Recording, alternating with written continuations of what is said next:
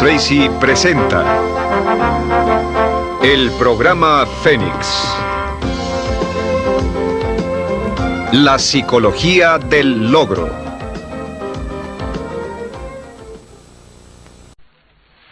Session 9. Programming your mind for success. Everything you are or ever will be is a result of what is going on inside your mind. This is the most awesome concept that I've ever discovered, that anybody has ever discovered. That you can dramatically change the outer realities of your life by changing your inner attitudes of mind, as William James said. We talked earlier about the various laws, the law of belief, that your beliefs do become your realities, that you actually see the world in terms of what you believe to be true about it. Beliefs create the actual fact. As a man thinketh in his heart, or as a woman thinketh in her heart, so are they. We also know that law of correspondence says that your outer world will always correspond with your inner world. That means that there is something in your inner world that corresponds to everything in your outer world. The great Emmett Fox said this when he talked about the mental equivalent. He said that everything in your outer life has a mental equivalent in your inner life. Anything that you want to see different in your outer life, you must first provide the mental equivalent internally. And the law of attraction says that anything that you keep holding your mind on a continuing basis, you draw to you. That your dominant thoughts set up a force field of energy that draws into your life the people and circumstances that you need. I mention that because of this. Many people say, well, how will I get a better job or a better relationship? How will I find the information I need or get the education and so on? You don't have to worry about it.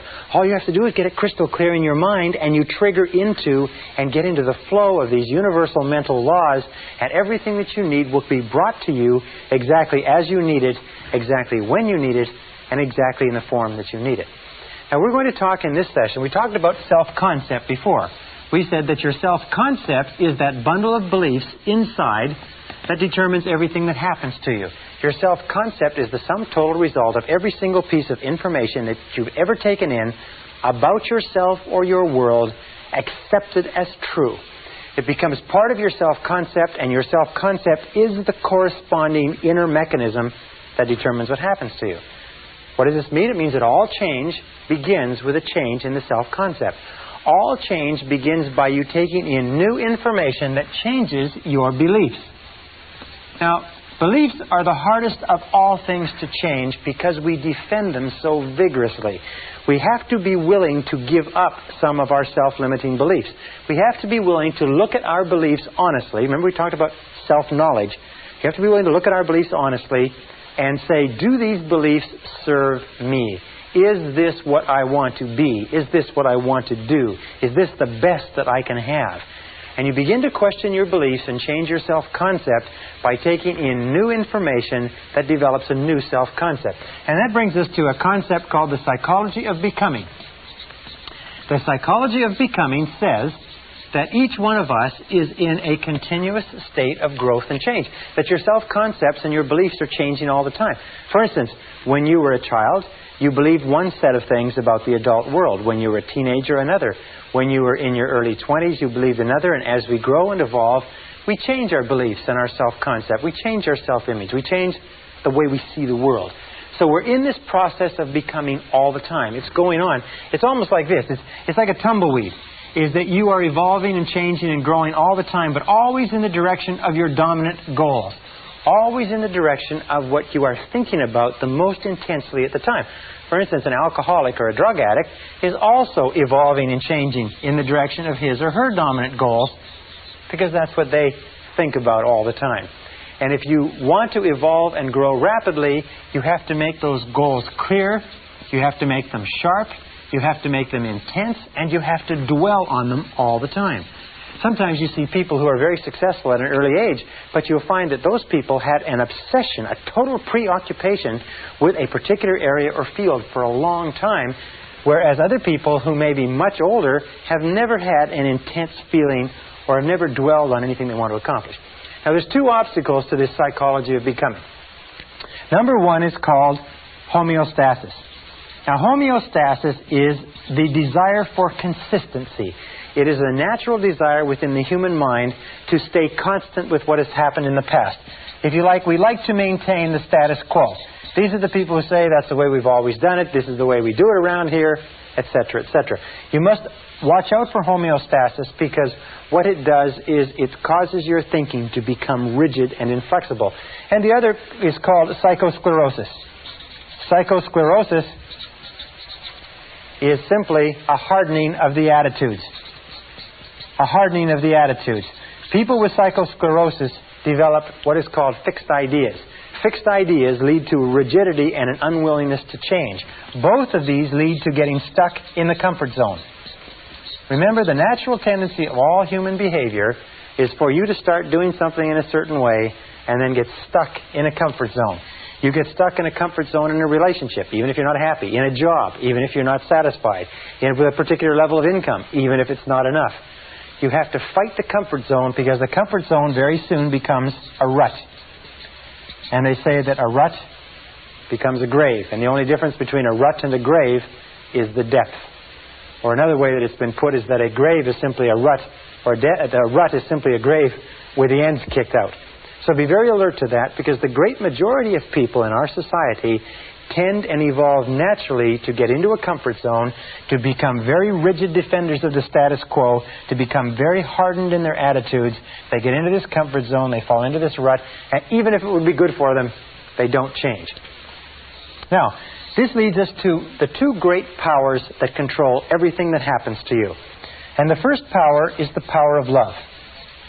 The power of love is the power that shapes your personality and shapes your destiny. The power of love simply says that everything that we do is either to get love or to compensate for the lack of love. We said earlier that children's entire personality is formed by the quality and quantity of love that they get, and that all adult problems are as the result of love withheld. Love withheld from our parents, and perhaps love withheld from people when we grow up. The other power is the power of suggestion. Now, the power of suggestion works on us all of our lives. The power of suggestion is extremely strong. What it does is it begins working on us almost from the time that we're born, sometimes from before birth, and the power of suggestion shapes us. It means that every single thought you think, everything you hear, everything that you see, touch, taste, or smell, everything that affects you in any way has an effect on your personality. We say it this way. We say everything counts. Everything counts, and especially when you become an adult, remember that everything counts. Now, the average adult in America watches 20 to 25 hours of television every week. The average senior citizen watches about 7 hours of television. Average child watches 3 or 4 hours of television per day. Do you know that the average chief executive officer of major American corporations watches less than 5 hours per week? Now, let me ask you a very simple question. Do you think there's a correlation between the number of hours that a person watches television and how successful they are in life? Do you think that the suggestive influences, books, magazines, tapes, courses, seminars, people, television programs, and so on, that you watch, listen to, read, associate with on an ongoing basis, do you think these suggestive influences are having any effect on your future? Let me just put it this way. Everything does count. And you have to ask yourself this question. I learned this many years ago. Is ask yourself this question: what is it that you want in life? Once you've asked yourself what it is you want in life, then you can look around your world and you can determine what is right for you and what is wrong for you. What does that mean? It means that everything that moves you toward what you want is right, and everything that moves you away from what you want is wrong, but everything counts. Well, I have a good friend who goes on a diet on a regular basis. And every so often, I catch him eating cheesecake. And sometimes he's eating 2 pieces of cheesecake with lunch. And I say to him, I said, I thought you were on a diet. I said, I thought you only eat fresh fruits and vegetables and natural foods. And he says, sure. He said, well, I said, what about the cheesecake? He said, well, I don't count that.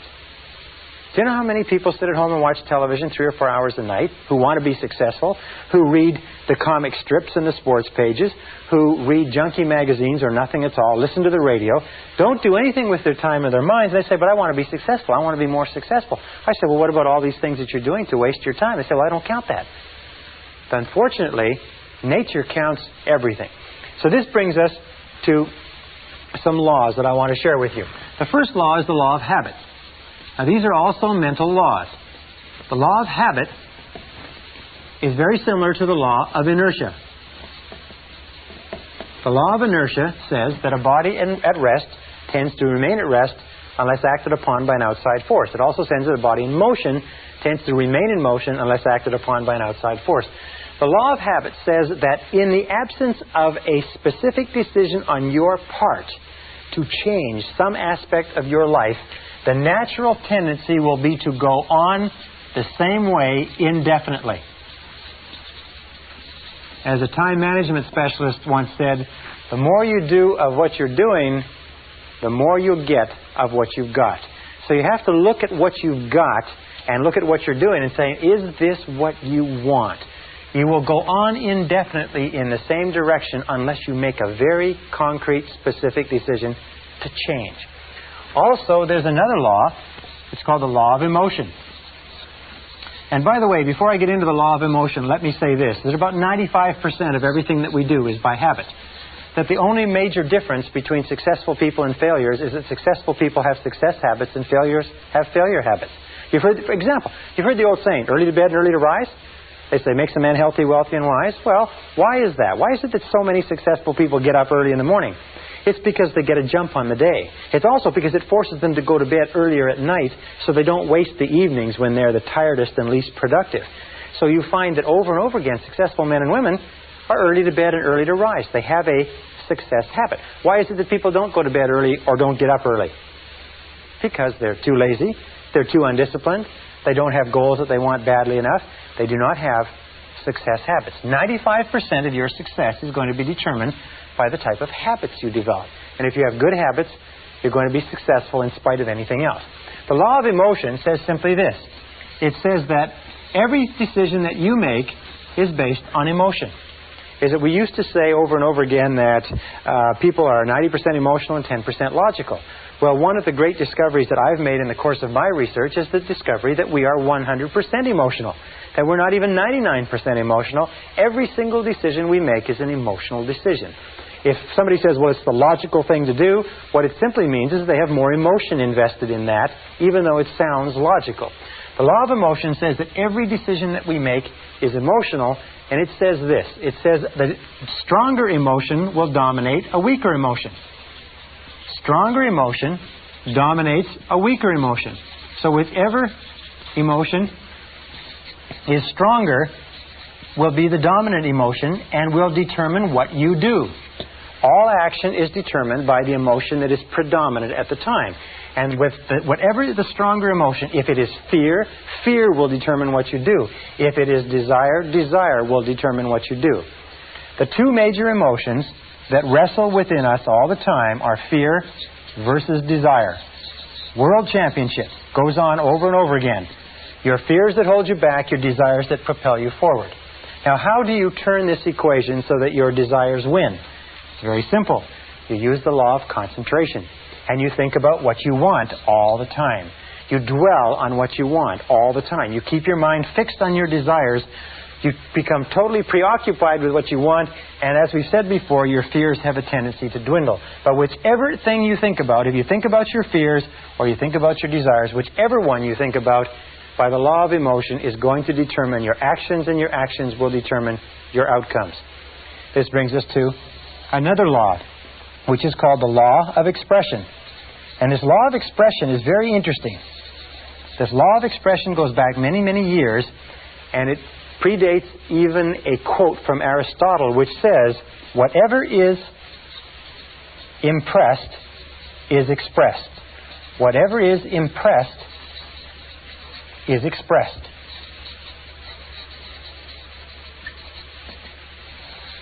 Whatever is impressed is expressed. Now, what does this mean? Let me go and sit down while we get the board cleaned off. It means simply this, is that whatever is impressed into your psyche for any reason, and from whatever source, whatever is mixed with emotion and dropped into your self-concept will eventually be expressed as part of your personality, part of your reality. It says, in effect, that you see the world through your self-concept. You actually see your concept of the world. You do not believe what you see what you believe. Whatever has been impressed on your mind as a fact, or as a truth, or as a reality, will then be expressed in your reality or expressed in your world, because that is what you will see. If you believe that a certain type of people are good, then you will see goodness in those people. If you believe that members of a particular political party are fools, then all members of that political party will appear foolish to you, even the wisest and most intelligent. If you believe that there is opportunity everywhere, you will see opportunity everywhere. If you believe that you're in complete control of your own destiny, then you will see indications of that. If you believe that you are a popular, courageous, confident, influential person, then you will act in a manner consistent with it, and you will see it all around you. I was reading a very interesting story not long ago about a young man who came from poor beginnings and had no self-confidence at all, but was convinced by a fortune teller that he was the reincarnation of Napoleon Bonaparte. Wonderful story, true story too. And he began to believe that he was the reincarnation of Napoleon Bonaparte. And he went to the library and he studied Napoleon. He read all about Napoleon, and he began to walk and talk and act like Napoleon. He began to think like Napoleon. He began to imagine great plans like Napoleon would have imagined. He began to act with courage and confidence in the face of uncertainty, as Napoleon would have. Over time, he became absolutely convinced that indeed this person who was shy and retiring was truly the reincarnation of Napoleon. And as he did, his career improved. He was promoted. He was advanced. He changed the way he dressed. He spoke more confidently. And by the time he found out that he had been misled by the fortune teller, he was already an extremely successful businessman. Very interesting. Whatever is impressed and accepted becomes expressed. And this brings us to another critical mental law. And it is this. It is what is called the law of reversibility. When I first learned about this law, I was so excited I wanted to wrap it up and tie it up and not tell anybody. This is the first time in any form that I've ever explained this law to other people. The law of reversibility says simply this, is that if you achieve a certain level of success, a certain level of health, a certain quality of relationships, then that quality of relationships will create a subjective state.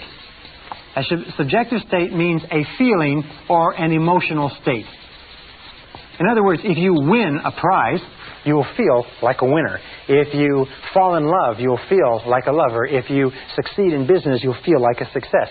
The objective creates, in other words, the objective reality or the fact actually creates the subjective or the emotional state.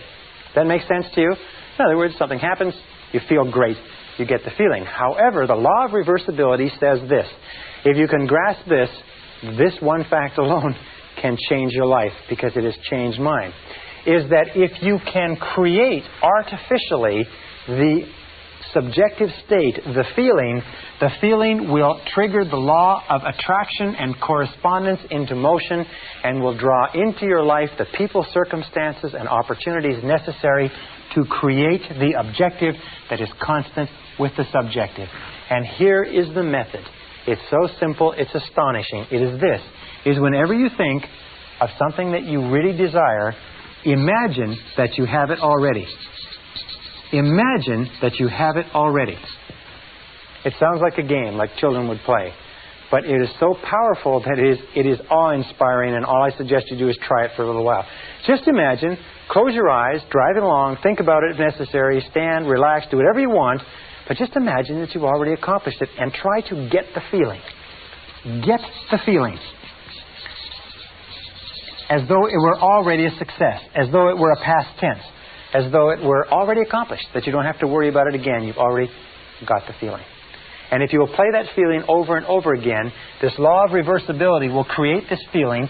As you dwell upon the feeling more and more, the feeling will actually begin to change things inside you and outside of you, and draw you toward your goal and draw your goal toward you, and the objective will come into reality exactly at the right time and place. You don't even really have to worry about the process between the two or what the steps are. All you have to do is hold that feeling very, very intensely. And we'll talk about this a little bit more when we talk about mental programming methods. Now, the next law is the law of practice. The law of practice is also called the law of repetition, but it says that whatever you do over and over again, often enough, becomes a new habit. Do you want to be a positive, exciting, enthusiastic person? Do you want to become wealthy and successful? What is it that you want in life? Whatever you want in life, if you will practice it over and over again, it eventually becomes a new habit. If you practice it by thinking about it, you see, a new habit takes about 21 days to develop. It takes about 21 days to develop a new habit. 21 days of repeating it over and over again. Now, what we're going to ask you to do as a result of this course and as a result of what we've talked about is we're going to ask you or suggest that you go on what we call a 21-day PMA diet. That means that for 21 days, we're going to ask you to do a very difficult thing. One of the most difficult things you'll ever do in your life is for 21 days, we want you to keep your mind on what you want and keep it off of what you don't want. Keep your conversation on what you want. Keep your conversation off of what you don't want. Keep your dreams, your imagination, your thoughts, your feelings, everything in your environment consistent with what you desire, and keep it off of what you don't want. It's very simple. It's not very complicated. It's one of the most difficult things that you'll ever do. Now, why do we pick 21 days? Well, a very good reason.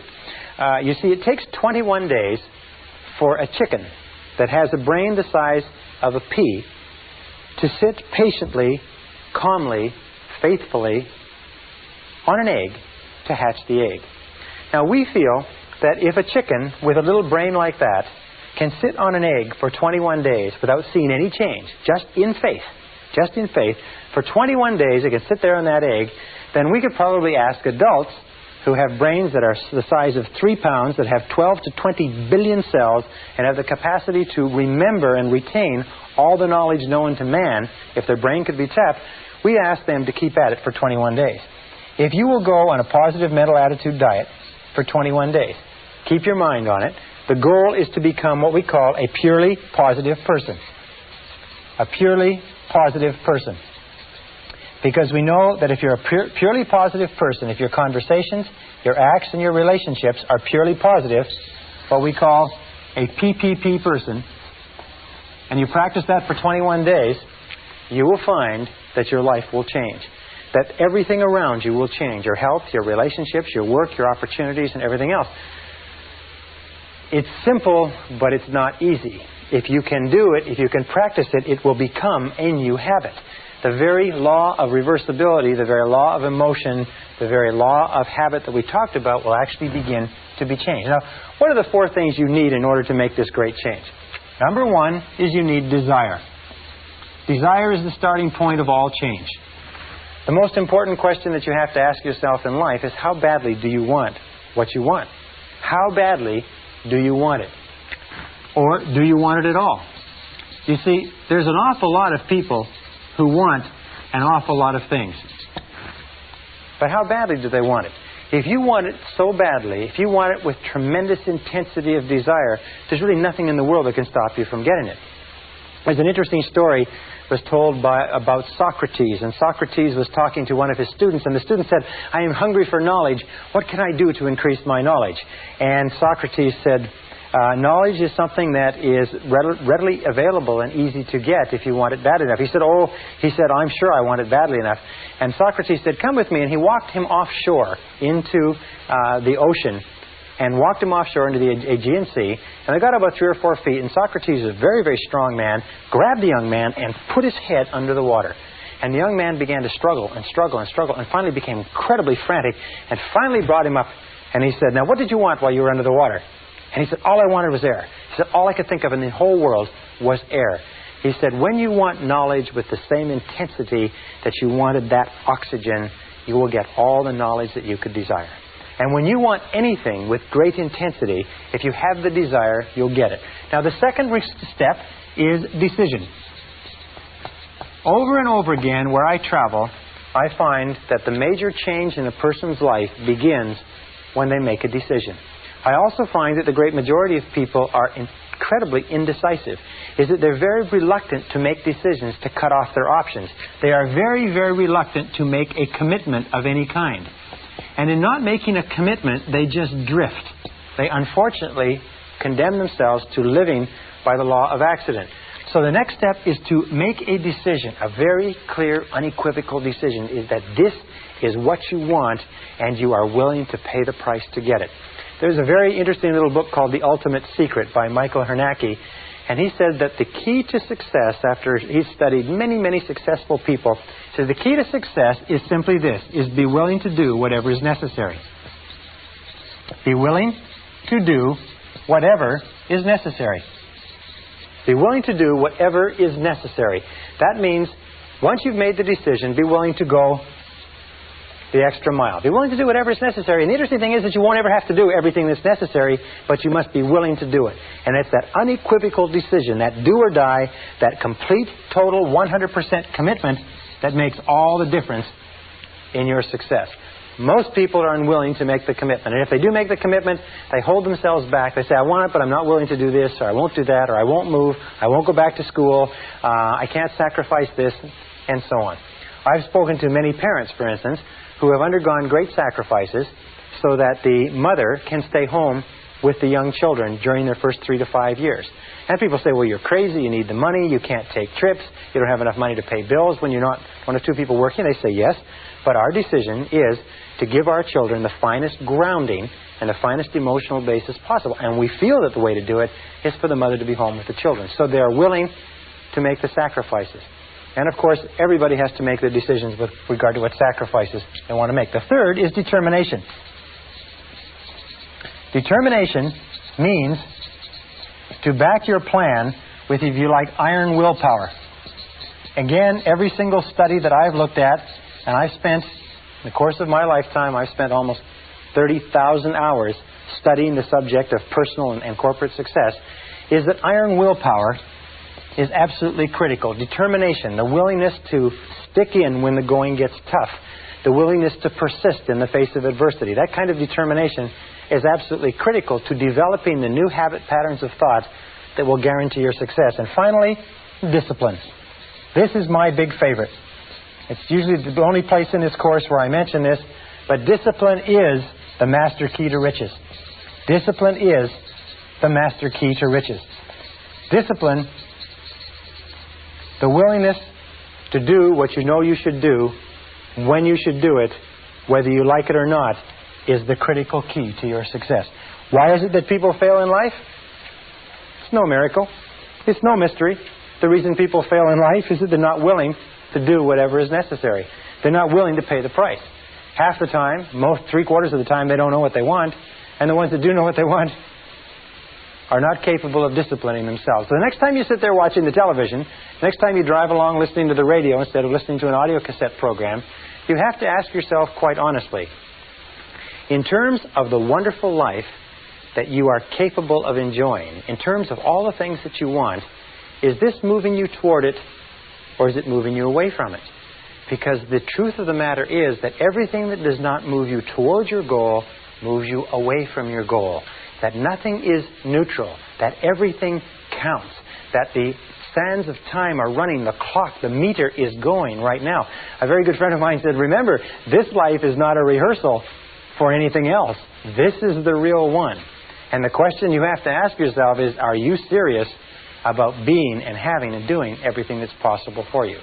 If you'll go on a 21-day mental attitude diet, a PMA diet, if you will keep your thoughts on what you want for 21 days, if you will practice the law and develop new habits, practice repetition over and over again, practice the law of reversibility, and visualize and imagine yourself as the person you want to be, and practice the law of expression, that whatever is impressed on your mind will be expressed in your reality, you will see dramatic changes start to take place in your life, and sometimes far faster than you can currently imagine.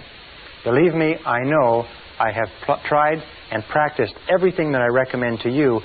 Thousands of my graduates have done it, and the results they have accomplished have been stupendous. They will be stupendous for you, too, and we'll talk about more of that in the next module.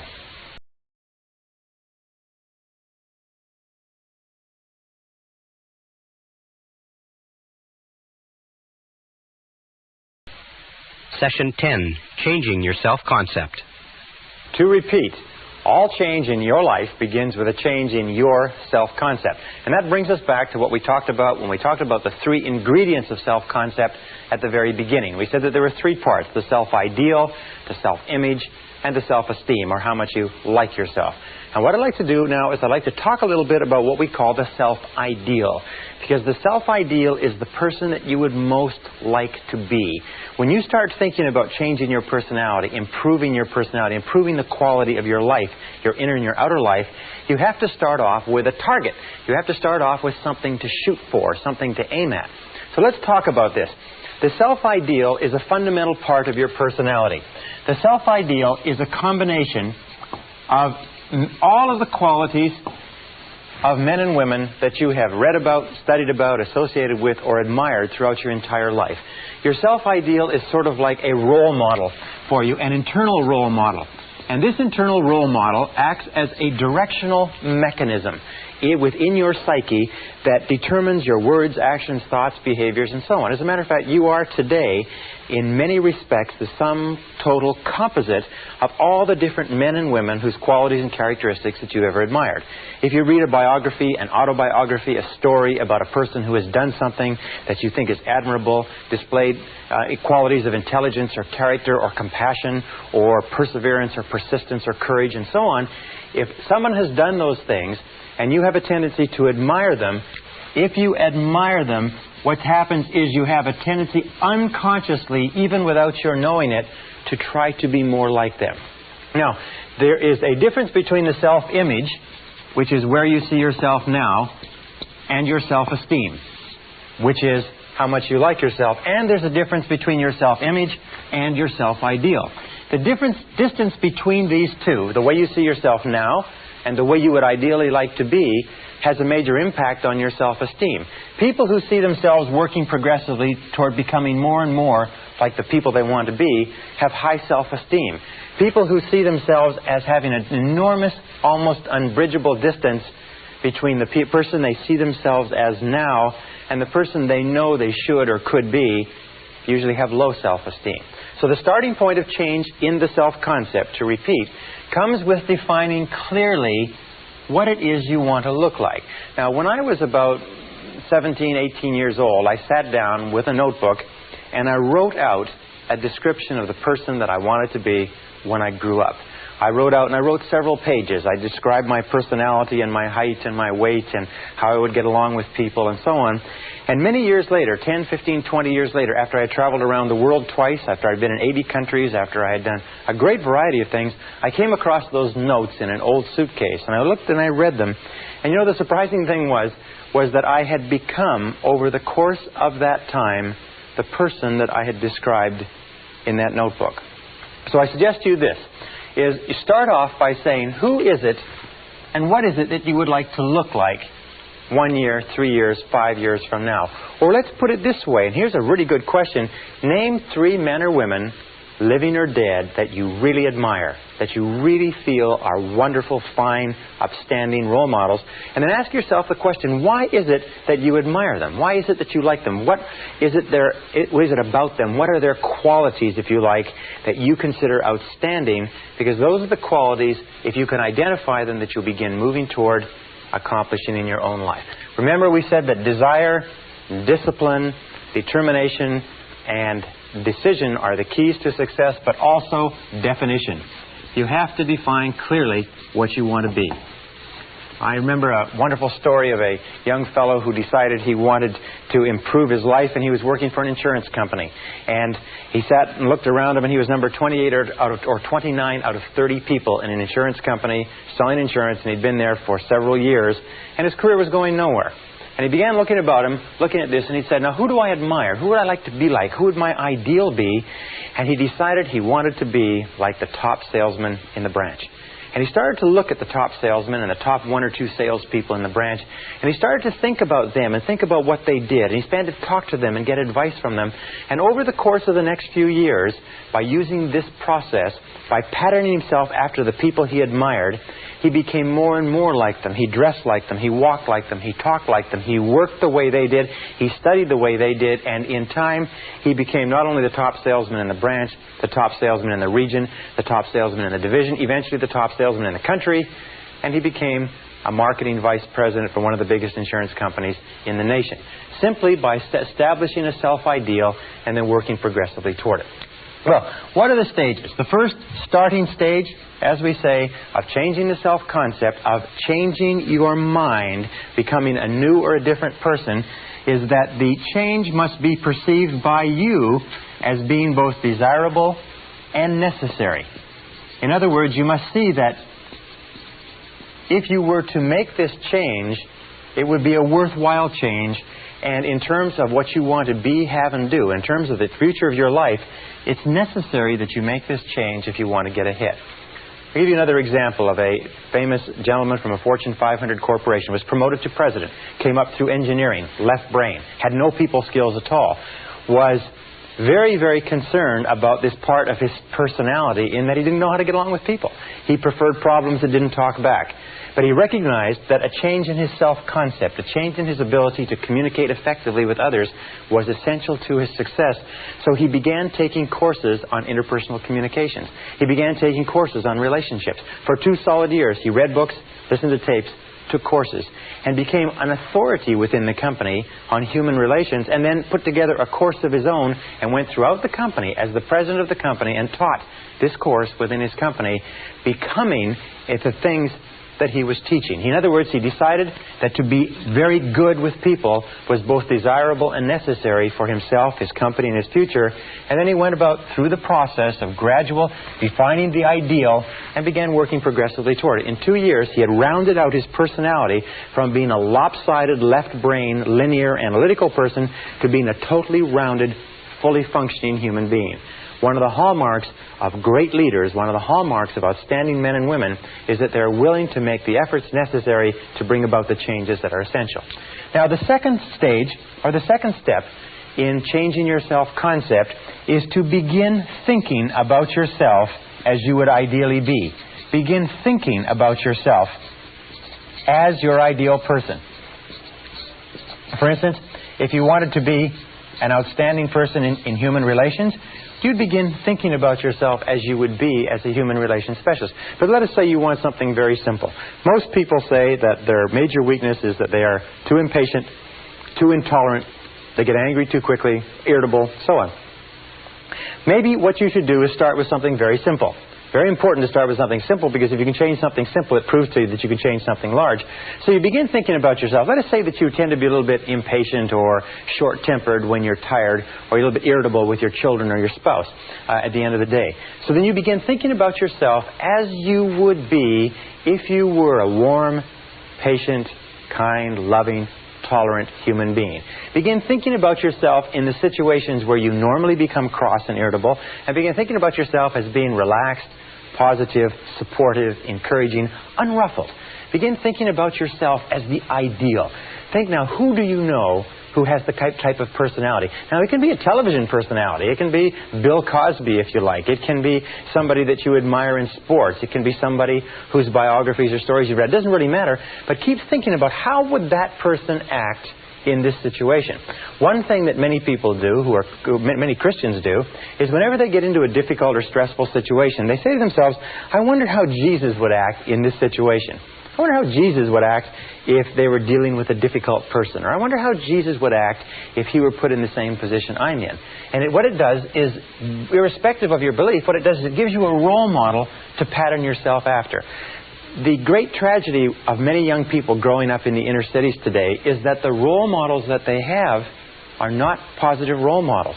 The people who are the most successful sometimes in the ghettos in the inner cities are not admirable people who are working hard and building families and businesses.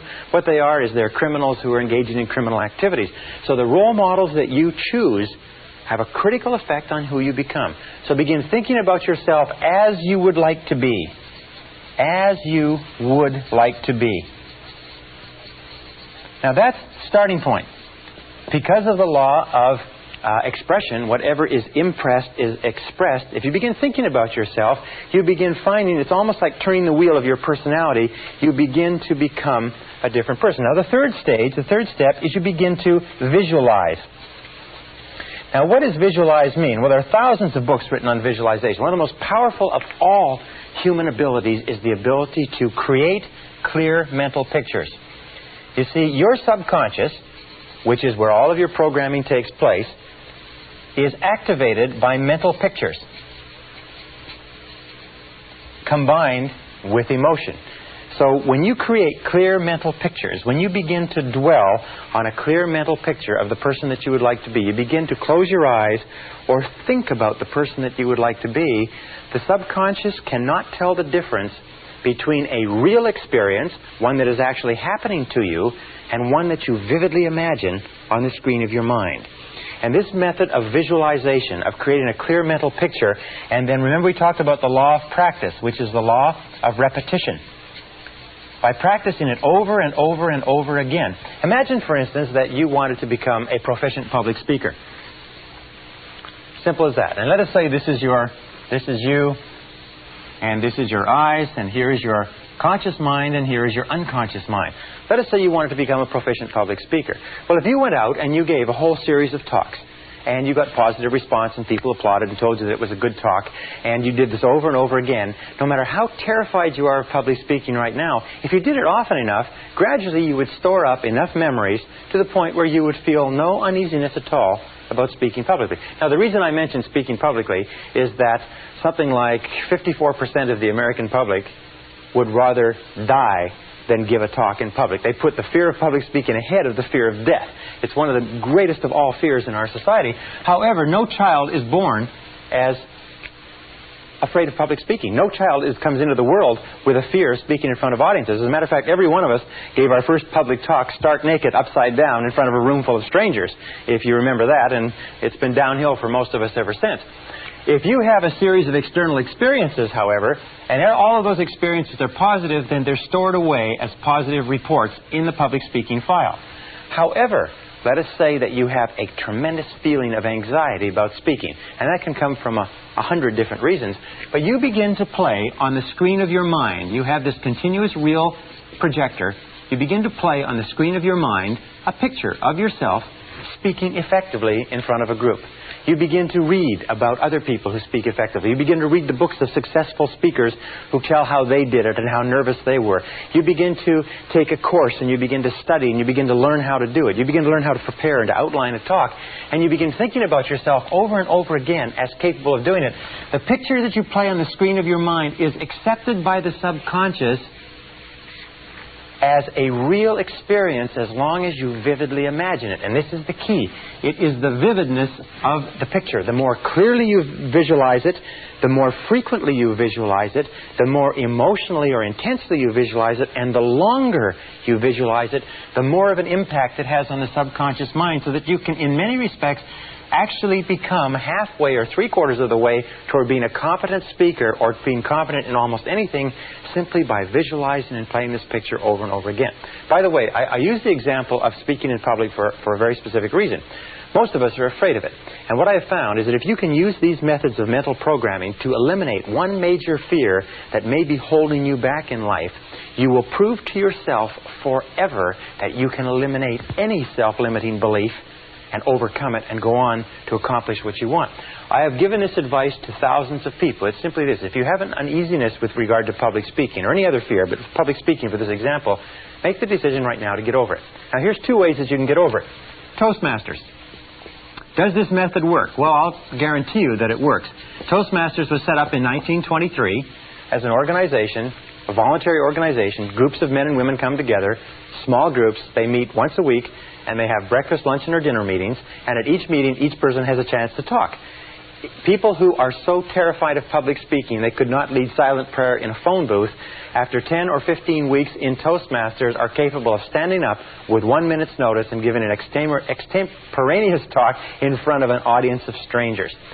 Toastmasters works. Why? It's because every single time a person stands up, They get positive feedback, they get correction, they get advice, they get applause, they get support. Eventually, what you do is you build up a whole series of positive reports in your subconscious mind that says, when it comes to public speaking, it's easy.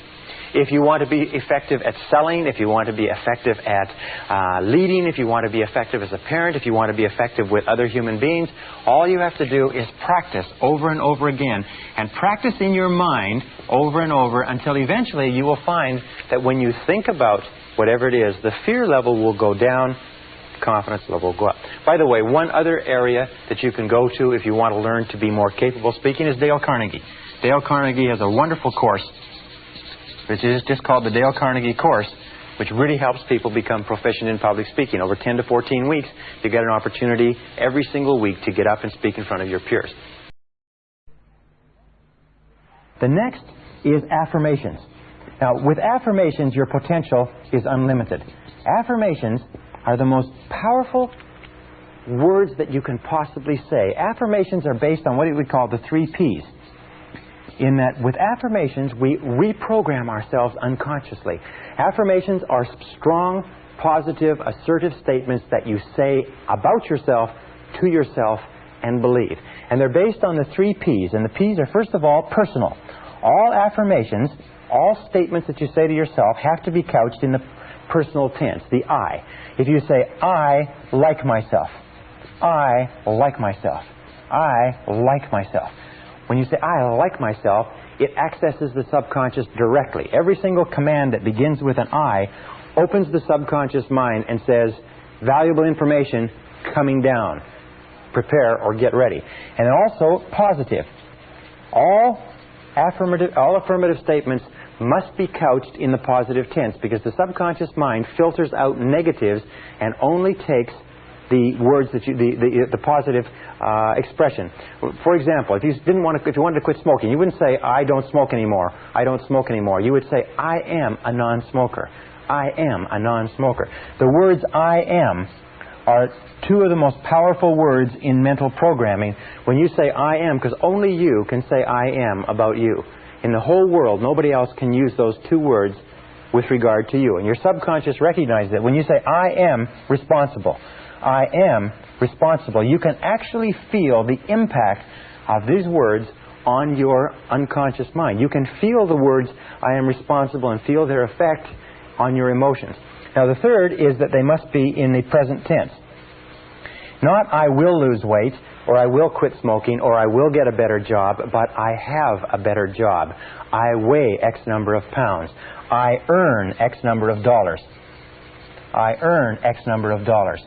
Whatever it happens to be, you always place it in the present tense because the subconscious mind can only take language that is couched in the now. This is very, very important that when we are reprogramming the subconscious mind, when you visualize, it's in the now. When you affirm, it's in the now. When you think about yourself as you would like to be, it is always in the now. The subconscious mind is, by the way, it's very literal. So when you create affirmations, and you can recreate affirmations for every goal that you can imagine. I earn X number of dollars. I weigh X number of pounds. I am a kind, loving human being.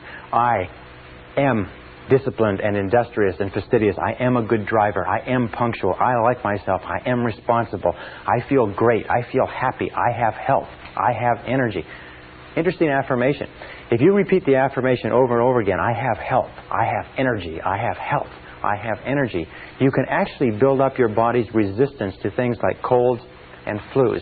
We'll talk about this a little bit later, but very often we get sick because we decide to get sick, or we get sick because we let our minds and bodies coast, and we can actually drive a cold out of our systems by repeating the affirmation over and over again. I have health. I am healthy.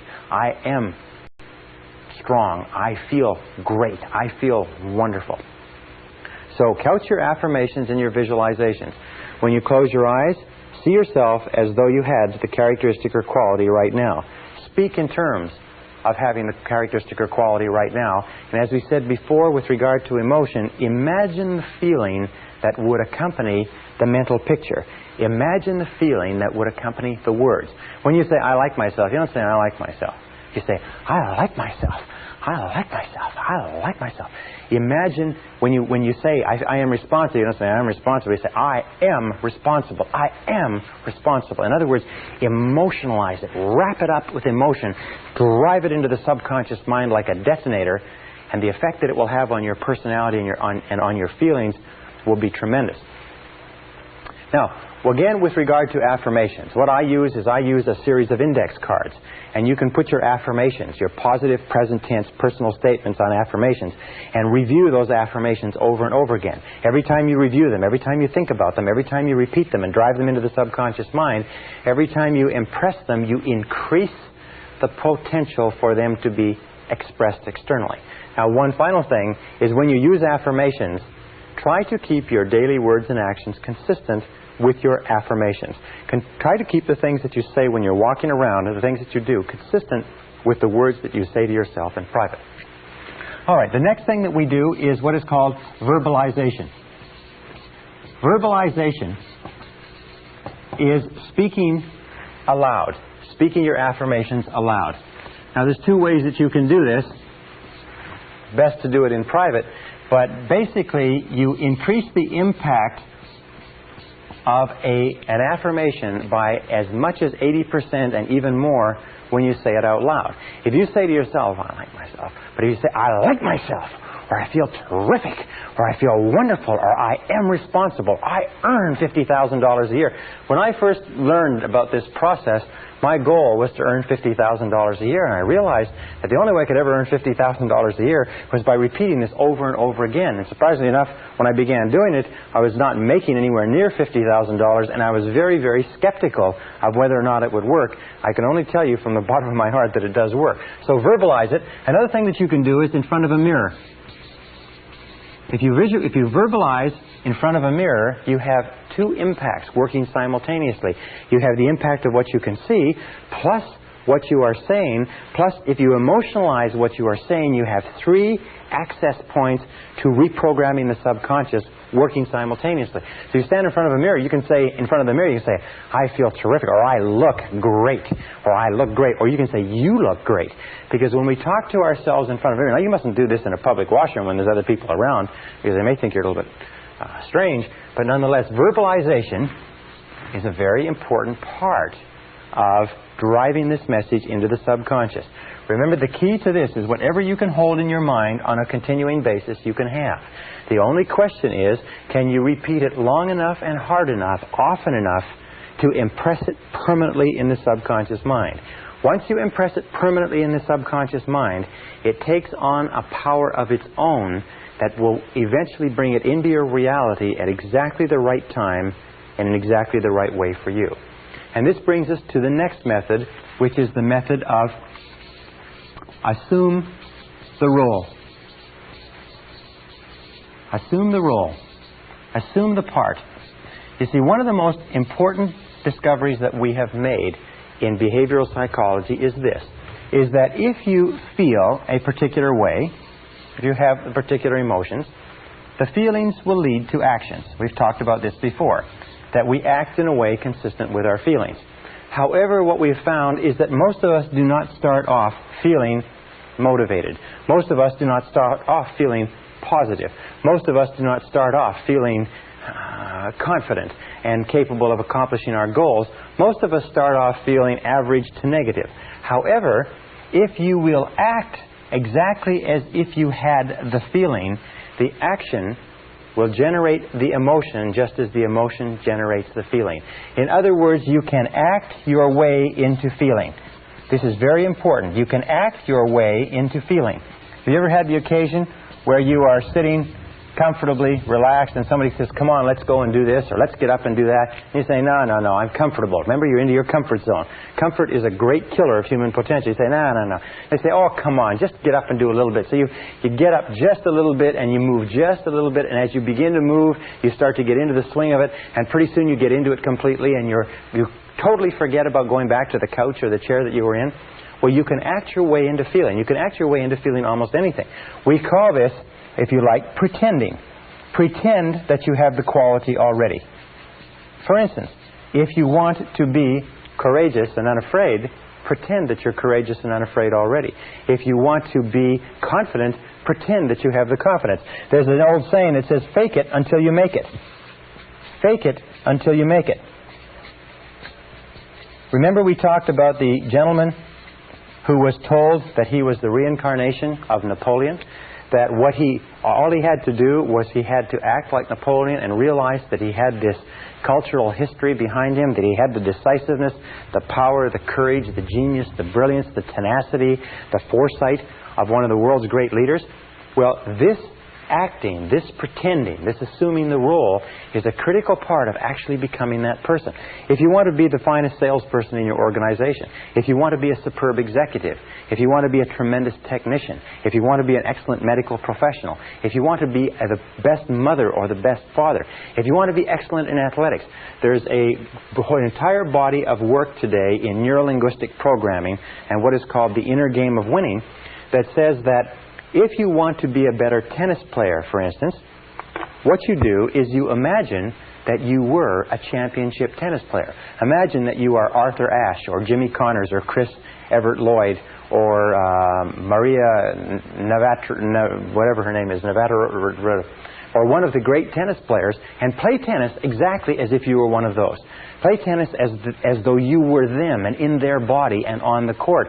And you know what will happen is that judges and people observing a person doing this find that you will hit more accurately, you hit with more force, you are better, you are more confident, you're more capable. Golfers. Another example is if you want to be a great golfer, is imagine that you are already a great golfer. If you want to be a great salesperson, imagine that you are already a great salesperson and walk, talk, carry, act as though you had the part already. Dress the part. Look at yourself in the mirror and say, do I look the part of a great golfer? Do I look the part of the executive, the salesman, or the saleswoman, or whatever it happens to be that I would like to be? These four, we call this the VAVA. V-A-V-A. V-A-V-A. Well, actually, I should do it this way. V-A-V-A. These are the keys to rapid personality change. The V is for visualization.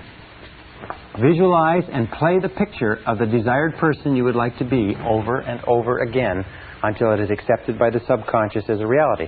Remember, the subconscious obeys your conscious commands. If you command the subconscious, and you command the subconscious by the thoughts you hold in your conscious mind, by the thoughts that you dwell upon, the law of concentration. If you hold that thought in your mind on a continuing basis, eventually it clicks into the subconscious and it takes on a power of its own. The second is to affirm, and affirm over and over again. There are many people who say that they would rather go without breakfast than go without their affirmations each morning. Speak to yourself positively. Use positive self-talk all the time. Remember, you talk to yourself at the rate of almost 1,500 words a minute. Most people talk to themselves in terms of doubt and fear and worry and anxiety. Talk to yourself positively. I can do it, I can do it, I can do it, I can do it. Just repeating, I can do it, over and over again. Boost your self-confidence and boost your self-esteem. When you have nothing else to do, say, I like myself, I like myself, I like myself, I like myself. Because saying I like myself or I love myself expands your ability and your capacity in every area of your life. Also, verbalize. Speak out loud. Make sure the things that you say out loud are consistent with the person that you want to be and the things that you want to do.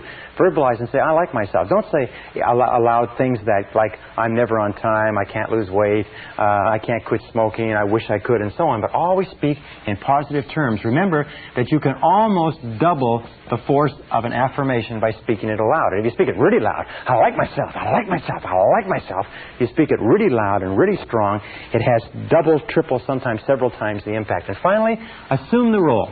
Pretend as though you already had the part. Assume the role. Imagine that you have been hired to play the role of an extremely successful person in a Broadway play. And in this role, what you are going to do is you're going to walk, talk, and act as though you were the success, as though you were the role model, as though you were the ideal image of the perfect person that you want to become. And if you walk it, talk it, pretend it, visualize it, think it, and affirm it over and over again, that is the person that you become as inevitably as the sun rising in the east and setting in the west. And in the next session, I'll tell you more about how to incorporate these personality attributes into your character.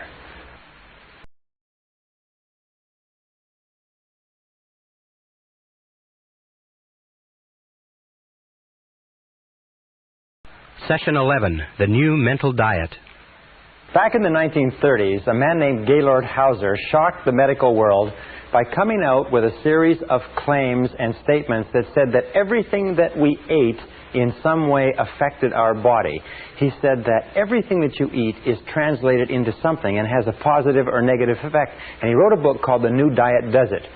Now, in this session and in the previous sessions, we've been talking about the new mental diet.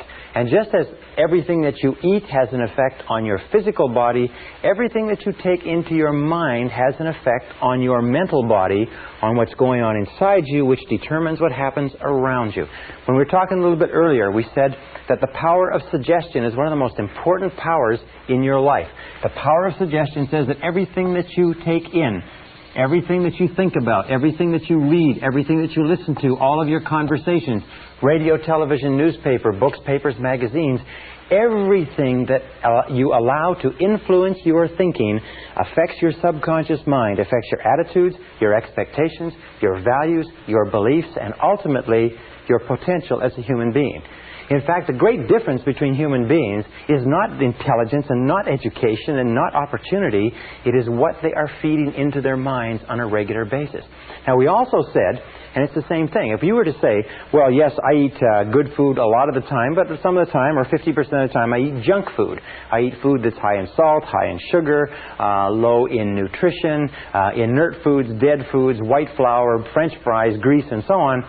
But it doesn't bother me, it doesn't have any effect on my body, you would know that that is nonsense because everything counts. Everything counts. One of the marks of a truly honest person is that they accept reality. And reality is that everything that you do, mentally or physically, counts. And it's either positive, it's either helping you, moving you toward what you want to be and have and do, or it's negative, it's moving you away, but nothing is neutral. Everything counts. So with regard to the power of suggestion, let's go on and talk about how we complete this process of reprogramming ourselves so that inside we are totally successful human beings, so that outside we will be totally positive, enthusiastic, successful human beings. Feed your mind the same way you would feed your body. Feed your mind carefully. If you were concerned about physical health and longevity, you would measure and calculate and look into the foods you eat. Look carefully into the mental foods that you eat too. Because these mental foods, by a process what we call the law of accumulation. Now, the law of accumulation is both a mental law as well as a physical law. And what it says is that every single thing that you do, positive or negative, accumulates. That every single great achievement in life is the result of thousands of ordinary achievements, struggles, fallbacks, failures, minor disappointments. Every single big accomplishment is preceded by thousands of tiny little accomplishments. Every overnight success is preceded by years and years and years of working off-Broadway. Every single great fortune. By the way, in studying self-made millionaires in America, do you know what we found? Is the average time that it takes to become a millionaire in America is over 20 years of hard work. In other words, we see a person who is wealthy, got a beautiful home, beautiful car, financially independent, but we don't realize that there are years and years and years of hard work, struggle, and sacrifice that preceded it. We see the person, we see the end result, and we say, isn't that person lucky? Well, the fact of the matter is that there's no luck. There's just this long process of accumulation, and everything counts. Every single honest effort that you make toward becoming a better person accumulates like a snowball and has an effect. Every single time you do something that takes you away, that wastes your time, wastes your mind, wastes your thought, and so on, that has an effect too, and that accumulates. Now, the great mistake that many people make is they go a little bit forward and a little bit backward. They do a few things that are good for their mind and a few things that are crummy for their mind, and a few things that are good and a few things that are crummy. And you know where they end up? Exactly where they started. The good offsets the bad. What you have to do is you have to put yourself on the side of the angels so that your predominant intakes of mental food are positive and constructive and moving you in the direction that you want to go in. So, we say feed your mind. Number one is read. Only reading is reading. Many people today don't like to read, but all leaders are readers. All leaders are readers. Read, and try to read an average of 1 hour per day. We know that if you read 1 hour per day, over the course of the day, in something that builds your mind, something positive and constructive that builds your mind, not newspapers, not wasted things that just preoccupy your mind, but something that builds you and develops you. 1 hour per day can change your life. Research shows that 1 hour per day, in 2 to 3 years, you will be an authority on your subject, on studying any subject, from time management to nuclear physics. 1 hour per day will make you an authority. 3 to 5 years will make you an expert, and 5 to 7 years will make you an international authority, make you one of the most knowledgeable people in that field in the world, in just 1 hour a day in any subject. And you can pick anything from medicine to molecular biology. So read an hour per day. Recent study shows that the average adult in North America reads less than 1 book a year. That 58% of adults in the United States and Canada never finish a non-fiction book after they leave high school. When they leave high school, you know what they say? Or they leave university, they say, "Thank heavens this is over. I'll never read another book as long as I live." And they can't understand why they stop growing. It is only reading that causes your mind to stretch and grow. Conversation is good. Listening is good. Courses and classes are good. Watching videotape instruction is good, of course. But only reading is reading, and there's no substitute. People say, "Well, I'm not a good reader. I didn't learn to read well in school." Good. Then set that as one of your goals, to become an excellent reader. In 1 year of remedial reading at an evening course, you can be reading 300, 400, 500 words a minute, and it will change your life. In fact, according to the Gallup organization's poll on who's who in America, the Great American Success Story, they found that the top people, the top 1% in this country, read an average of 12 nonfiction books per year. That means that you can join the top 1% in the nation by simply reading 1 book per month. 1 nonfiction book that develops your mind and expands your ability to think in a subject that interests you. 1 book a month will put you in the top 1% in a very short period of time. If you were to read 30 to 60 minutes each day, as I'll recommend later, 30 to 60 minutes each day would translate into a book per week. A book per week would translate into over 50 books a year. Now just imagine if you were to read 50 books a year for the next 10 years. How many books would that be? That would be about 500 books, if you can work it out. Now let me ask you a very simple question. Do you think that if you read 1 book a week for the next 10 years, in a world where the average person reads less than 1 book a year, do you think that would give you the edge? Do you think that would affect your life in any way? Do you think that would change your career and your income? Do you think it would change your environment? Do you think it would change everything that goes on around you? You bet your bippy it would, because by the power of suggestion, by feeding your mind with new information, 500 books in 10 years will transform your life in such a way that you will never be able to recognize it. Right, the next thing with regard to feeding your mind is listen to tapes. The discovery of audio cassette learning has been considered the greatest single advance in education since the discovery of the printing press, or the invention of the printing press. Audio cassette learning brings the finest minds in the world with their finest thoughts, thought out, scripted, edited, tightly compressed and put together into your hands for a few dollars a tape, and you can walk, travel, jog with some of the greatest minds alive for only a few dollars. Listen to tapes in your car. Do you know the average person who drives spends 500 to 1,000 hours a year in their car? 500 to 1,000 hours a year. The majority of those people sit there and listen to the radio. As we call radio, with all due respect to people in the radio industry, it's called chewing gum for the ears. Because it just goes on and on. 500 to 1,000 hours is the equivalent of 12 and a half to 25 40-hour weeks. Do you know what that means? It means that you are getting the benefit of, or could be getting the benefit of, as much as 12 and a half to 25 40-hour work weeks. Imagine if your company would send you away for 25 weeks to study every single year at no extra charge. Do you think that would affect your career and your earning capacity? That's the equivalent of 1 to 2 university semesters. Imagine if you were taking the equivalent of 1 or 2 university semesters of additional education every single year. Do you think that would affect your life? Yes, it would. So, listen to tapes and finally take additional courses. Become a lifelong student. And when I say take additional courses, the very best place to take courses is from people who are experts in their field. Try to avoid taking courses from people who've only got their education out of a textbook. Take courses from people who are experts. Take seminars. Seminars, for instance, like this seminar that you're attending, you can get more information in a 1 or 2 day seminar taught by people who spent 10, 20, 30 years gathering and compressing the information than you can in an entire university course. So take additional courses. I recommend a minimum of 4 per annum. 1 every 3 months. In a world where the average person never takes an additional course, 80 to 90% of people never take a course after they leave high school or university. If you take 4 per year, listen to tapes in your car and read on a regular basis. And by the way, where do you get the time for reading? Just don't read so much newspaper. Simple as that. Just cut back on the newspaper a little bit and expand the amount of self-development reading that you do. Where do you get time to listen to tapes? Just don't listen to so much radio. I'm not saying don't listen to the radio at all, but just don't listen to so much of it. Where do you get time to take additional courses? Instead of sitting around on the weekends, take a course. Instead of watching television in the evenings, go and take a course. But remember, the clock is running. If you want to get to the top of your field, if you want to be a leader, if you want to be a star in your field, knowledge is power. Knowledge today is more important than anything else. Knowledge is the great power in our society, and the more knowledge you have, the more practical knowledge that can be put to purposes that can help other people and benefit yourself and the people around you, the more knowledge you have, the more power you will have, the more self-esteem you will have, the more status, the more position, the more security, everything. The most insecure person in our society is the person who has stopped learning and growing, and they know it. All right.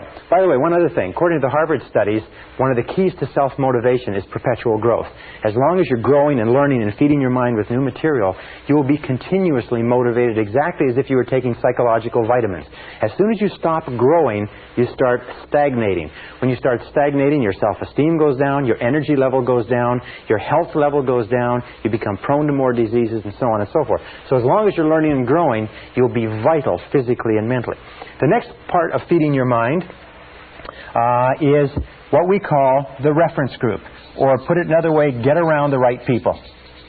Get around the right people. Now, getting around the right people simply means this, is that when we talked about the power of suggestion, we said that about 85 to 95% of all of the influences in your life, all the reasons you do anything, is because of suggestive influences around you. Not only physical suggestions, the weather, the heat, the cold, and so on, but also the emotional suggestions, the impact of the people you associate with. And the more you associate with people, especially people in your family, people in your close social circle, people that you work with, the more you associate with these people, the more of an impact they have on your thinking and on your future. David McClelland found at Harvard University, after 25 years, he found that the choice of a reference group was one of the key determinants of success or failure in life. Now, a reference group are the people that you identify with. Remember we talked about identification? The people that you consider yourself to be one of. It's as simple as that. Who do you identify with? Well, let me give you an example. I was reading the story of a self-made millionaire not long ago, and he had started off as a young man when other kids were collecting baseball cards or football cards or hockey cards. He became fascinated with executives of Fortune 500 corporations. So he began reading his father's Business Week, Newsweek, Fortune magazine, Wall Street Journal, and he began keeping files on executives who were in the news. And he began to identify with those executives. He began to think about being in a Fortune 500 corporation, and he began to think about being an executive in a Fortune 500 corporation at a time when some people were thinking about being hockey stars or baseball stars. The interesting thing was that as he grew up, this directional mechanism, this role model, this reference group that he identified with began to affect what he read in school, what he studied, how much he applied himself, how hard he worked, what companies he went to work with, what company he went to work with when he came out of high school and university. And by the time he was 25 years old, he was an executive of a Fortune 500 corporation, one of the youngest executives of a Fortune 500 corporation in business history, but it's because he started at the age of 12 identifying with those. Question, who do you identify with? Now, whoever you identify with today, one of the things you have to ask yourself is, who would you like to be like? Who do you want to identify with? And then you start getting around the right people. The starting point of getting around the right people is to start to read the magazines that they read. If you want to be a successful person in business, read successful business magazines. If you want to be a top salesperson, read successful sales magazines, marketing magazines, books written by top salespeople. If you want to be a successful executive, if you want to be a successful marketer, if you want to be a successful parent, then begin getting around these people through their writings, through their tapes, and through their courses. The other thing is to seek them out and begin to associate with winners. As we say, fly with eagles. Now let me make one point here that's absolutely critical. It is simply this, is that if you scratch with the turkeys, you can't fly with the eagles. That if you spend time with losers, you will be a loser yourself. That David McClelland of Harvard found that 99% of the failure rate in life could be attributed to associating with people who were going nowhere. Because we're so strongly influenced by the people around us. We talk like them, we walk like them, we take on their attitudes, their values, their beliefs, their expectations, even their self-concepts. If we associate with negative people, critical people, cynical people, lazy people, people who waste their time, we will become exactly like them. Every one of us has the tendency to be like a chameleon. We take on the colorings and the behaviors of the people around us. So it's very important that you make a decision what you want to be like, and you begin to associate with people who are like that. And especially get away from the losers. Get away from the no-hopers. Get away from the negative people, because these people will drag you down as surely as an anchor would drag you down if it was tied to your leg. Many people come to me and say, well, I'm working for a negative boss, or I'm in a negative relationship. And I say this, if you're working for a negative boss, you'll never realize your potential working for that boss. You'll never be happy, and you'll never accomplish everything you're capable of accomplishing. They say, well, if I'm in a negative relationship, what do? I say, you have to ask yourself this question. Do you want to fulfill your potential as a human being or not? If you want to fulfill your potential as a human being, here's the facts. I'm not making the facts up. I'm just telling you, here's the facts. But if you associate with losers, you'll be a loser. And it's been worked out for 25 years, and they can't find any exceptions to it. And I've spoken to thousands of people who've told me that coming to terms with this is one of the hardest things that they ever did. Because sometimes it means that you have to say goodbye to family, say goodbye to friends, say goodbye to relatives, say goodbye to relationships. But if that is the fact, the sooner you do it, the better. It's almost like taking out a rotten tooth. The sooner you do it, the less pain you suffer. Now, with the next part with regard to reference group is this. It's what is called the Mastermind Alliance. And that is to pick one or two or more people in your environment whom you admire, who are positive, who are going places, who are ambitious, and start to get together with them at least once per week for breakfast or lunch just to talk. Get around them. Something about the fertilization and the synergy of positive minds coming together, talking about your problems, talking about your challenges, talking about the future, talking about what's going on. Try to get together with a mastermind alliance once a week. We have found in the research that I've done, the research that Napoleon Hill has done, that associating with other positive people is one of the triggering influences to peak performance. It's one of the guarantors that you will become a great success. You can't do it by simply associating by yourself. All right, now another way to influence your mind, very, very important, is start each day right. Start each day right. Now this is based on the fact that there are 2 times of the day when you are most suggestive, when your subconscious mind is most open to new information. And that is nighttime before you go to sleep, just when you fall off to sleep, and morning. These are the 2 times when your conscious mind is most relaxed and your subconscious mind is most alert. So you must use these times as what we call key programming opportunities to put new information into your mind. And this is what I suggest you do, and it's very, very powerful. Before you go to sleep at night, feed your mind with a stream of messages consistent with what you want to be and have and do the next day. In other words, program yourself for the next day, the same way you'd program a computer. And what I do is I lie down and I close my eyes and I say, I wake up in the morning, present tense, and I feel terrific. I wake up in the morning and I feel terrific. I wake up in the morning, I feel wonderful. I feel full of energy. I believe tomorrow is going to be a great day. I wake up in the morning and I feel terrific. And then when you get up in the morning, the first thing that you say, the first thought that you program into your subconscious computer is, I feel terrific. I feel terrific. I feel terrific. I feel terrific. I feel terrific. What you do is you get up and you say it 1, 2, 3, 4, 5 times, and you repeat it over. I feel terrific. I feel terrific. You don't get up in the morning and say, geez, I'm tired. Geez, I'm tired. Geez, I'm tired. Oh, God, I'm tired. You get up in the morning and say, I feel terrific. Somebody says, how are you feeling? You say, I feel terrific. Even when you feel terrible, say, I feel terrific. You see, your subconscious mind can't tell the difference between a real fact and one that you vividly imagine. And if you repeat, I feel terrific, very loud, I feel terrific, try it yourself. I feel terrific, I feel terrific, I feel terrific. What happens is the subconscious mind believes that maybe you do feel terrific, and it will actually give you a surge of energy that will wake you up and clear your mind even before you have coffee. Now, the second thing that you do in the morning, this is number one. Second thing that you do to start your day off well is to read for 30 to 60 minutes. Get up early enough to read for 30 to 60 minutes in something that is motivational, something that is inspirational, something that is educational, something that uplifts your mind, what we call mental protein. Not newspapers, not magazine, not television, not radio. Get up in the morning, sit down, and read something really good for yourself. Read something that makes you feel really good about yourself and your day. I read spiritually oriented material every single morning.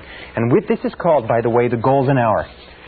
If you will do this as a result of attending this seminar, if you will begin to read every morning for 30 to 60 minutes in something that uplifts your mind, this alone will be worth all the time you spend in this seminar. This habit of using the golden hour, the first hour in the morning when your mind is wide open to new information, using it constructively is one of the most powerful success techniques I've ever found in my entire life. I've had hundreds of people come back to me and say this has changed their life. Just getting up a little bit early so you can sit and read quietly. You will become so addicted to using that golden hour that you will not be able to do without it. Even if you have to get up tired, even if you have to get up long before you have to go to work, get up and milk that golden hour.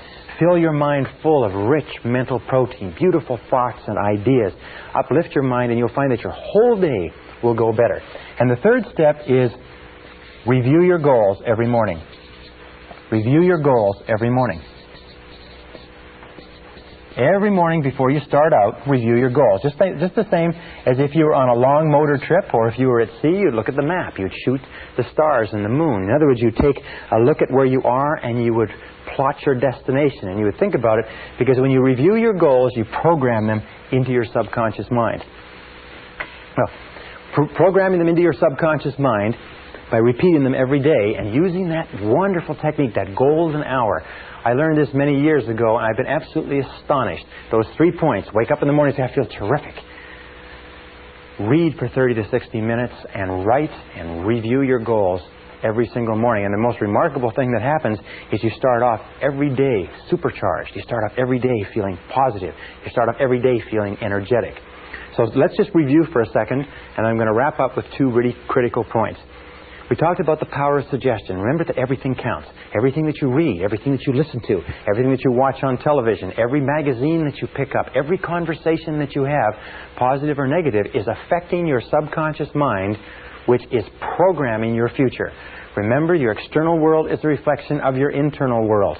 Your external world is a reflection of your internal world. If there is negativity, concern, anxiety, fear in your internal world, then it's going to be reflected in your external world.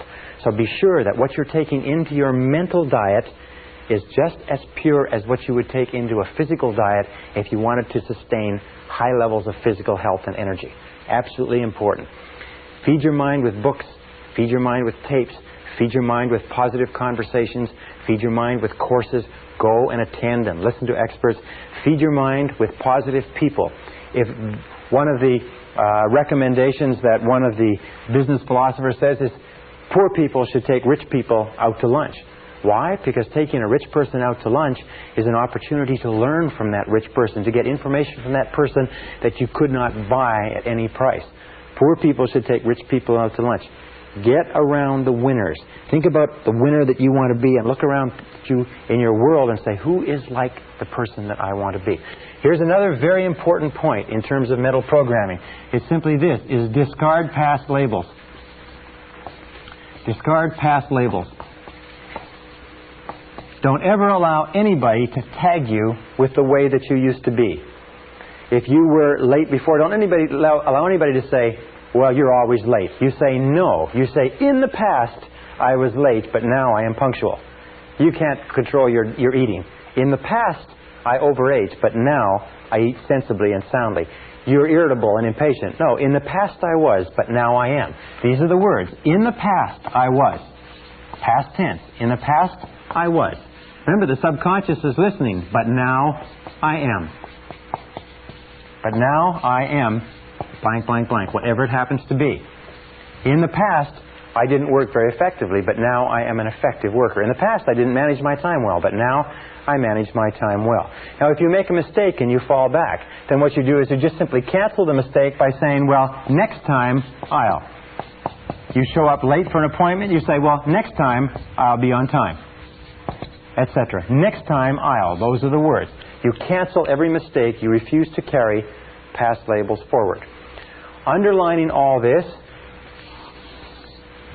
teach others. Teach what you know to people who are interested. Teach what you know to people who are interested. Because remember, you become what you teach. You will find that the more you teach other people and share this information with other people, the more you internalize it yourself. You become what you teach. Does this material work? I can tell you, yes, it does work. Since I began to teach this material, since I began to lecture on it and tape on it, since I began to speak to hundreds and thousands of people, I have internalized all the things that we talk about in this course. And everything that I talk about here when I first began teaching, I hoped it worked, I thought it worked, I sort of believed it worked, but now I know it works. Having taught it, I've internalized it. Having internalized it, I have seen examples of every single bit of this. Back everything that you do with confident expectations. An attitude of confident expectations is the mark of the truly healthy personality. Remember we talked about the power of expectations? An attitude of confident expectations means that you confidently expect good things to happen. You have an attitude of positive self-expectancy. You become what W. Clement Stone calls an inverse paranoid. An inverse paranoid, as you know, a paranoid is a person who is convinced that the world is out to get him, that the whole world is conspiring to get him.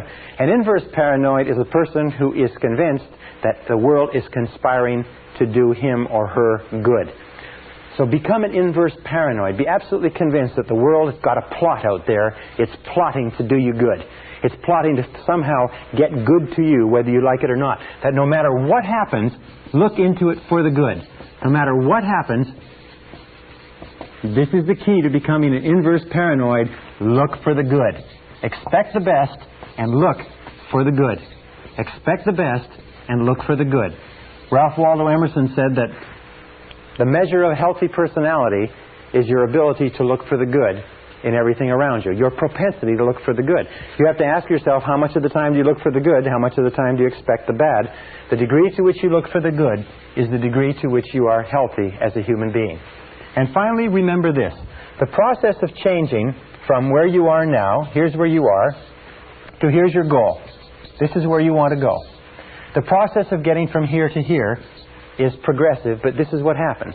When you begin to visualize and affirm and imagine and write and plan your new self, that is, say you want to earn $50,000 a year, and you're currently earning $25,000 a year, and your goal is to earn $50,000 a year, what happens is this.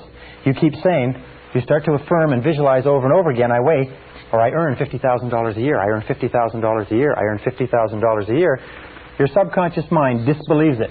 But as you say it over and over again, your subconscious mind still disbelieves it. But as you repeat it, I earn $50,000 a year, I earn $50,000 a year, I earn $50,000 a year, the disbelief shrinks, and your disbelief gets smaller and smaller. Eventually, you actually overcome your own skepticism, and finally you reach the position where you neither believe nor disbelieve. But as you keep repeating it and thinking about it and reading it and studying it and saying over and over again, I earn $50,000 a year, I earn $50,000 a year, I earn $50,000 a year, eventually you start to believe it just a little bit.